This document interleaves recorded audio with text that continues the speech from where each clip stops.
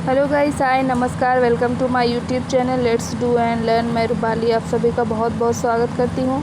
आज मैं बाल विकास की प्रैक्टिस सेट लेकर आई हूँ जो कि सीटेट एग्ज़ाम के लिए बहुत ही इम्पॉर्टेंट है और कई सारे क्वेश्चंस ऐसे हैं जो रिपीटेड एग्ज़ाम में पूछे भी जा चुके हैं, यानी कि सीटेट के एग्ज़ाम में कई बार एक से ज़्यादा बार पूछे गए हैं। आइए चलते हैं क्वेश्चन की ओर। क्वेश्चन नंबर 1 कहता है कि कक्षा में अनुशासन बनाए रखने के लिए सर्वाधिक प्रभावशाली उपाय क्या है। कक्षा में अनुशासन बनाए रखने के लिए सर्वाधिक प्रभावशाली उपाय क्या है। तो पहला ऑप्शन है अनुशासनहीन छात्रों को कक्षा से बाहर निकाल देना। दूसरा ऑप्शन कहता है शिक्षण को रोचक एवं व्यवहारिक बनाना। तीसरा ऑप्शन कहता है छात्रों के अभिभावकों को सूचित करना। और चौथा ऑप्शन कहता है अनुशासनहीन छात्रों को विशिष्ट सुविधाएं प्रदान करना। तो यहाँ पर आप क्या करेंगे, कक्षा में अनुशासन बनाए रखने के लिए तो यहाँ पर शिक्षण को रोचक एवं व्यवहारिक बनाएंगे, यानी कि शिक्षण क्या करेंगे, रोचक और व्यवहारिक उसको बनाएंगे। तो ये हमारा सबसे सही उत्तर होगा। आइए अगले प्रश्न की ओर चलते हैं। अगला प्रश्न है हमारा, शैशवावस्था में बच्चों की क्रियाकलाप डैश होते हैं। पहला है मूल प्रवृत्त्यात्मक, दूसरा है संरक्षित, तीसरा है संज्ञानात्मक और चौथा है संवेगात्मक। तो यहाँ पर इस प्रश्न का जो सही उत्तर है वो है मूल प्रवृत्त्यात्मक। तो यहाँ पर ऑप्शन नंबर 1 सही होगा। ऑप्शन नंबर 1 यहाँ पर इस प्रश्न का सही उत्तर है। अगले प्रश्न की ओर चलते हैं। अगला प्रश्न है हमारा, जिन विद्यालयों में समेकित शिक्षा दी जाती है उसके शिक्षकों को किस क्षेत्र विशेष में प्रशिक्षित करना चाहिए। यानी समेकित शिक्षा अगर दी जा रही है, समावेशी शिक्षा अगर दी जा रही है तो किस क्षेत्र में विशेष प्रशिक्षित करना चाहिए शिक्षक को।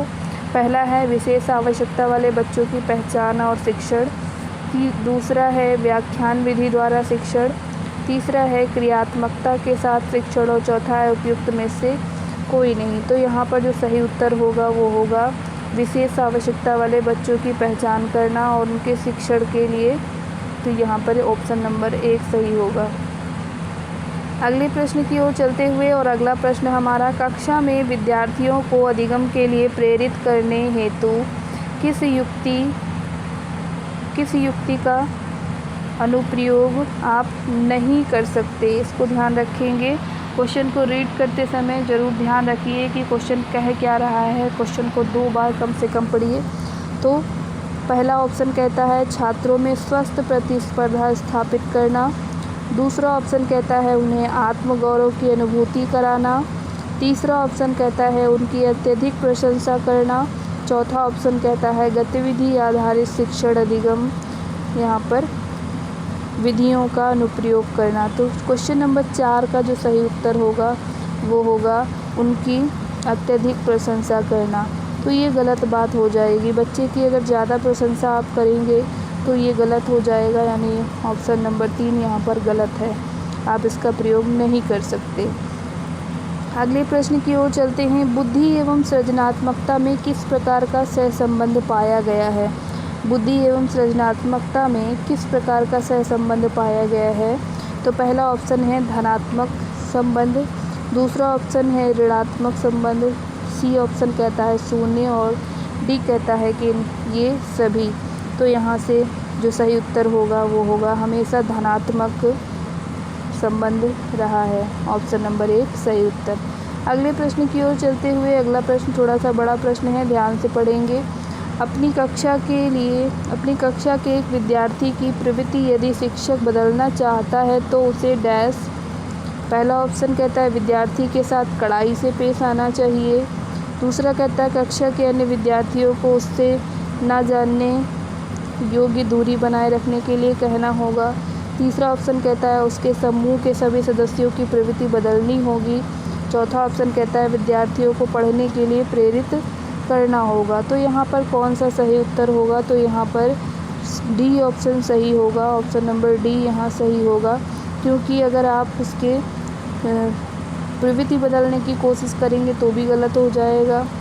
योग्यता जानने की कोशिश करेंगे और योग्य दूरी बना लेंगे तो यहाँ पर ये भी सही नहीं है, और कड़ाई करेंगे तो ये भी सही नहीं है। ऑप्शन नंबर डी यहाँ पर सही उत्तर होगा। अगले प्रश्न की ओर चलते हुए अगला प्रश्न है हमारा, विकास का वही संबंध परिपक्वता से है जो उद्दीपन का डैश से। तो किससे है? पहला ऑप्शन है परिवर्तन, दूसरा ऑप्शन है प्रतिक्रिया, तीसरा है प्रयास, चौथा है परिणाम। तो यहाँ पर जो सही उत्तर होगा इस प्रश्न का तो वो होगा ऑप्शन नंबर बी, यानी रिस्पॉन्स। स्टिमुलस है तो वहाँ रिस्पॉन्स होगा। आइए अगले प्रश्न की ओर चलते हैं। अगला प्रश्न है, पियाजे मुख्यतः डैश के क्षेत्र में योगदान के लिए जाने जाते हैं। पहला है भाषा विकास, दूसरा ऑप्शन है ज्ञानात्मक विकास, तीसरा है नैतिक विकास, चौथा है सामाजिक विकास। तो पियाजे आप जानते हैं कि पियाजे को किस लिए जाना जाता है, तो इनको ज्ञानात्मक विकास कॉग्निटिव लर्निंग के लिए जाना जाता है। ऑप्शन नंबर बी यहाँ पर सही उत्तर होगा। अगले प्रश्न की ओर चलते हुए, और अगला प्रश्न है, जब कभी दो या दो से अधिक व्यक्ति एक साथ मिलते हैं, जब कभी दो या दो से अधिक व्यक्ति एक साथ मिलते हैं और एक दूसरे को प्रभावित करते हैं तो वे एक सामाजिक समूह का निर्माण करते हैं। यह कथन पहला ऑप्शन कहता है आंशिक रूप से सत्य है, दूसरा ऑप्शन कहता है सत्य है, तीसरा है कदाचित सत्य है और चौथा है असत्य है। तो यहाँ पर इस प्रश्न का जो सही उत्तर होगा वो क्या होगा? सत्य है। ऑप्शन नंबर बी यहाँ पर सही उत्तर है। आइए अगले प्रश्न की ओर चलते हैं। अगला प्रश्न है हमारा, निम्नलिखित में से किस समूह के बच्चे को समायोजन की समस्या होती है? निम्नलिखित में से किस समूह के बच्चे को समायोजन की समस्या होती है? तो पहला ऑप्शन कहता है औसत बुद्धि के बच्चे, दूसरा ऑप्शन कहता है ग्रामीण बच्चे, तीसरा ऑप्शन कहता है अध्ययनशील बच्चे, चौथा ऑप्शन कहता है कुशाग्र बुद्धि के बच्चे। तो प्रश्न नंबर 10 का जो सही उत्तर होगा वो होगा ऑप्शन नंबर डी, कुशाग्र बुद्धि के जो बच्चे होते हैं उनको समायोजन की समस्या होती है, क्योंकि उन्हें लगता है कि उन्हें ज़्यादा आ रहा है और उनकी इस योग्यता का वो लाभ नहीं उठा पा रहे। अगले प्रश्न की ओर चलते हैं। किसी शिक्षक को यदि यह लगता है कि उसका एक विद्यार्थी जो पहले विषय वस्तु को भली प्रकार सीख रहा था उसमें स्थिरता आ गई है, शिक्षक को इसे पहला ऑप्शन है सीखने की प्रक्रिया की स्वाभाविक स्थिति मानना चाहिए, दूसरा ऑप्शन है विषय को स्पष्टता से पढ़ाना चाहिए, तीसरा ऑप्शन है विद्यार्थी को प्रेरित करना चाहिए और डी ऑप्शन कहता है उपचारात्मक शिक्षण करना चाहिए। तो यहाँ पर प्रश्न नंबर 11 का जो सही उत्तर होगा उसको प्रेरित करेंगे, ऑप्शन नंबर सी यहाँ पर सही उत्तर होगा। आइए अगले प्रश्न की ओर चलते हैं और अगला प्रश्न कहता है, बच्चों के सामाजिक विकास में डैश का विशेष महत्व है। तो किसका विशेष महत्व है? पहला ऑप्शन कहता है खेल, दूसरा ऑप्शन कहता है बाल साहित्य, तीसरा ऑप्शन कहता है दिनचर्या और चौथा ऑप्शन कहता है संचार माध्यम। तो यहाँ पर किसका अधिक महत्व है? तो आप जानते हैं बच्चों के लिए क्या होता है, तो खेल ही सबसे ज़्यादा इम्पोर्टेंट होता है और वो ही उनके विकास का सबसे महत्वपूर्ण सामाजिक पहलू होता है। आइए अगले प्रश्न की ओर चलते हैं। भाटिया बैटरी परीक्षण से लिया गया क्वेश्चन है। तो ये क्वेश्चन कहता है, भाटिया बैटरी का प्रयोग निम्नलिखित में से किसके परीक्षण हेतु किया जाता है? पहला ऑप्शन कहता है व्यक्तित्व, दूसरा ऑप्शन कहता है बुद्धि, तीसरा ऑप्शन कहता है सृजनात्मकता और चौथा ऑप्शन कहता है अभिवृत्ति। तो यहाँ पर इस प्रश्न का जो सही उत्तर है तो वो होगा हमारा ऑप्शन नंबर, यहाँ पर जो सही है वो है बी, बुद्धि। ऑप्शन नंबर बी, बुद्धि सही होगा। अगले प्रश्न की ओर चलते हैं। कोहलबर्ग का विकास सिद्धांत, कोहलबर्ग का नैतिक विकास सिद्धांत निम्नलिखित में से, यहाँ पर जो विकास सिद्धांत है कोहलबर्ग का विकास सिद्धांत निम्नलिखित में से किससे संबंधित है? बहुत ही इजी क्वेश्चन है ये। पहला क्वेश्चन ऑप्शन कहता है भाषा विकास, दूसरा है संज्ञानात्मक विकास, तीसरा है नैतिक विकास, चौथा है सामाजिक विकास। तो शुरू में ही मेरे मुंह से निकल गया था कि कोहलबर्ग का नैतिक विकास सिद्धांत, तो आप समझ ही गए होंगे। ऑप्शन नंबर सी यहाँ पर सही उत्तर होगा। आइए अगले प्रश्न की ओर चलते हैं। अगला प्रश्न है, शिक्षण प्रक्रिया में निम्नलिखित में किसका भली प्रकार से ध्यान रखना चाहिए? शिक्षण प्रक्रिया में निम्नलिखित में से भली प्रकार किसका ध्यान रखना चाहिए? तो आपको बताना है। पहला ऑप्शन है विद्यार्थी की सक्रिय सहभागिता, दूसरा ऑप्शन है अनुशासन और नियमित उपस्थिति, तीसरा ऑप्शन है गृह कार्य की जांच में लगन और चौथा ऑप्शन है विषय वस्तु का कठिनाई स्तर। तो यहाँ पर इस प्रश्न का जो सही उत्तर होगा, क्वेश्चन कहता है कि शिक्षण प्रक्रिया में निम्नलिखित में से किसका सबसे ज़्यादा भली प्रकार आप ध्यान रखेंगे। तो यहाँ पर जो सही उत्तर होगा वो होगा ऑप्शन नंबर 1, विद्यार्थी क्या करे, एक्टिव लर्नर रहे, एक्टिव पार्टिसिपेशन करे, उसकी सहभागिता एक्टिव हो, यानी कि सक्रिय सहभागिता। ऑप्शन नंबर 1 यहाँ पर सही उत्तर होगा। अगले प्रश्न की ओर चलते हैं। अगला प्रश्न हमारा थोड़ा सा बड़ा क्वेश्चन है, ध्यान से पढ़ेंगे। निम्नलिखित व्यक्तियों में से कौन अपने बच्चे को आंतरिक प्रेरणा दे रहा है। पहला ऑप्शन, फादर रॉबर्ट अपनी कक्षा के उन बच्चों को चॉकलेट देते हैं जो अच्छा व्यवहार करते हैं। दूसरा ऑप्शन, अगली कक्षा में कक्षोन्नति पाने पर नंद कुमार अपने पुत्र को कहानी की पुस्तक देते हैं। तीसरा जो ऑप्शन है वो है, अपने पुत्र के जन्मदिन पर गिरिजेश कुमार दावत देते हैं। और ऑप्शन डी कहता है, विज्ञान विषयों में सर्वोच्च अंक पाने पर राकेश कुमार अपने पुत्र की प्रशंसा करते हैं। तो प्रश्न नंबर जो 16 है उसका सही उत्तर क्या है, आंतरिक प्रेरणा की बात कर रहे हैं। तो यहाँ पर जो सही उत्तर होगा ऑप्शन नंबर डी सही होगा कि विज्ञान विषय में उसे सर्वोच्च अंक पाने पर पुत्र की प्रशंसा कर रहे हैं। ऑप्शन नंबर डी यहाँ पर सही उत्तर होगा। अगले प्रश्न की ओर चलते हुए, और अगला प्रश्न है हमारा, ये कहता है, पूर्वाग्रही किशोर किशोरी अपनी डैश के प्रति कठोर होंगे। पहला ऑप्शन है समस्या, दूसरा है जीवन शैली, तीसरा है संप्रत्यय, चौथा है वास्तविकता। तो प्रश्न नंबर 17 का जो सही उत्तर होगा ऑप्शन नंबर बी सही होगा, जीवन शैली, यानी पूर्वाग्रही किशोर किशोरी अपनी जीवन शैली के प्रति कठोर होंगे। अगले प्रश्न की ओर चलते हैं। अगला प्रश्न है, संज्ञानात्मक विकास के 4 चरणों संवेदी पेशीय, पूर्व संक्रियात्मक, स्थूल संक्रियात्मक और औपचारिक संक्रियात्मक की पहचान की गई। तो पहला ऑप्शन है हिलगार्ड द्वारा, दूसरा है स्टार्ट द्वारा, तीसरा हर्लॉग द्वारा, चौथा पियाजे के द्वारा। तो यहाँ पर ऑप्शन नंबर डी सही उत्तर होगा। आइए अगले प्रश्न की ओर चलते हैं। अगला प्रश्न है, कौन से गुण अच्छे मानसिक स्वास्थ्य के नहीं हैं। पहला ऑप्शन नियमित जीवन, संवेगात्मक परिपक्वता, दूसरा ऑप्शन आत्मविश्वास, सहनशीलता, तीसरा ऑप्शन बहुत विनीत, स्वयं में सीमित, और डी ऑप्शन है वास्तविकता की स्वीकृति, स्वमूल्यांकन की योग्यता।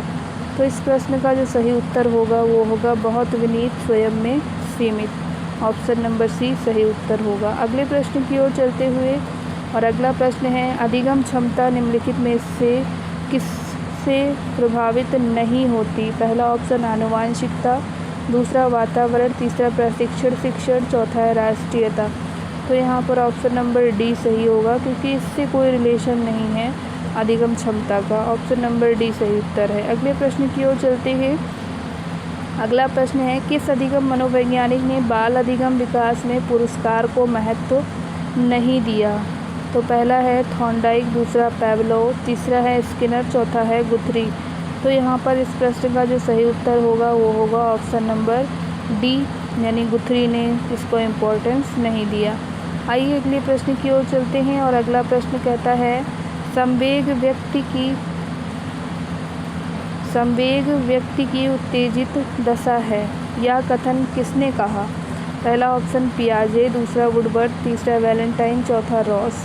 तो यहाँ पर इस प्रश्न का जो सही उत्तर होगा वो होगा ऑप्शन नंबर बी, वुडवर्थ ने ये बोला था। आइए अगले प्रश्न की ओर चलते हैं। अगला प्रश्न है, शैक्षिक विकास में मूल्यांकन का अर्थ है। पहला ऑप्शन कहता है छात्रों की प्रगति का आकलन, दूसरा ऑप्शन है कक्षा अभिलेखों का मूल्यांकन, तीसरा ऑप्शन है कार्य निष्पादन का मूल्यांकन, चौथा ऑप्शन है ज्ञान क्षमता का मूल्यांकन। तो इस प्रश्न का जो सही उत्तर होगा वो होगा ऑप्शन नंबर 1, यानी छात्रों की प्रगति का जो आकलन है वो मूल्यांकन का शैक्षिक अर्थ है। आइए अगले प्रश्न की ओर चलते हैं। माँ बाप के साए से बाहर निकल अपने साथी बालकों की संगत को पसंद करना संबंधित है। पहला ऑप्शन है किशोरावस्था से, दूसरा है पूर्व बाल्यावस्था से, तीसरा उत्तर बाल्यावस्था से, चौथा है शैशवावस्था से। तो यहाँ पर ये जो सही उत्तर है वो है उत्तर बाल्यावस्था से। यहाँ बच्चे क्या है, समाज में बाहर अपने सहपाठियों के साथ वो खेलना पसंद करते हैं। आइए अगले प्रश्न की ओर चलते हैं। अगला प्रश्न है हमारा, सीखने का प्राथमिक मूलभूत नियम संबंधित है। पहला है अभ्यास कार्य से, दूसरा है परिणाम की अपेक्षा से, तीसरा है प्रशंसा से, चौथा है तत्परता से। प्रश्न नंबर 25 का जो सही उत्तर है वो है तत्परता से, यानी ऑप्शन नंबर डी यहाँ पर सही होगा। आइए अगले प्रश्न की ओर चलते हैं। अगला प्रश्न है मानसिक परिपक्वता की ऊंचाइयों को छूने के लिए प्रयत्नरत रहना संबंधित है। पहला है किशोर अवस्था से, दूसरा है प्रौढ़ावस्था से, तीसरा है पूर्व बाल्यावस्था से, चौथा है उत्तर बाल्यावस्था से। तो प्रश्न नंबर 26 का जो सही उत्तर होगा ऑप्शन नंबर बी सही होगा, प्रौढ़ अवस्था से। प्रौढ़ावस्था से है इसका संबंध। आइए अगले प्रश्न की ओर चलते हैं। अगला प्रश्न है हमारा सीखने की प्रक्रिया को प्रभावित करने वाले कारक हैं। पहला ऑप्शन है अनुकरण, दूसरा है प्रशंसा एवं निंदा, तीसरा है प्रतियोगिता और चौथा है ये सभी। तो यहाँ पर इस प्रश्न का जो सही उत्तर है ऑप्शन नंबर यहाँ पर डी सही होगा। ये सारे ही क्या हैं, तो ये सही हैं। आइए अगले प्रश्न की ओर चलते हैं और अगला प्रश्न हमारा कहता है बालकों के सीखने में प्रेरणा को किस रूप से उपयोगी माना जाता है। बालकों के सीखने में प्रेरणा को किस रूप से उपयोगी माना जाता है। तो यहाँ पर पहला ऑप्शन कहता है बालक की व्यक्तित्वता का आदर, दूसरा ऑप्शन कहता है पुरस्कार एवं दंड, तीसरा ऑप्शन कहता है प्रशंसा एवं भर्त्सना, चौथा ऑप्शन कहता है उपयुक्त सभी। तो गाइस आप सब गेस करिए कि यहाँ पर कौन सा आंसर सही होगा। फ्रेंड आप सभी से रिक्वेस्ट है कि जिन लोगों ने हमारे YouTube चैनल को सब्सक्राइब नहीं किया है आप सभी प्लीज़ हमारे YouTube चैनल को सब्सक्राइब कर ले, बेल आइकॉन भी प्रेस कर ले, ऑल वाली प्रेस करें और वीडियो पसंद आए तो शेयर ज़रूर करें। आइए चलते हैं आंसर की ओर और आंसर क्या है इसका, तो आंसर नंबर डी यहाँ पर सही होगा, यानी कि यहाँ पर ये सारे ही ऑप्शन क्या हैं सही हैं। आइए अगले प्रश्न की ओर चलते हैं। अगला प्रश्न है हमारा निम्नलिखित में से किस एक से शिशु के अधिगम को सहायता नहीं मिलती। पहला ऑप्शन है अनुकरण, दूसरा अभिप्रेरणा, तीसरा स्कूल का बस्ता, चौथा है पुरस्कार। तो यहाँ पर इस प्रश्न का जो सही उत्तर होगा ऑप्शन नंबर सी स्कूल का बस्ता। यहाँ पर ये नहीं है, ये पूछा है।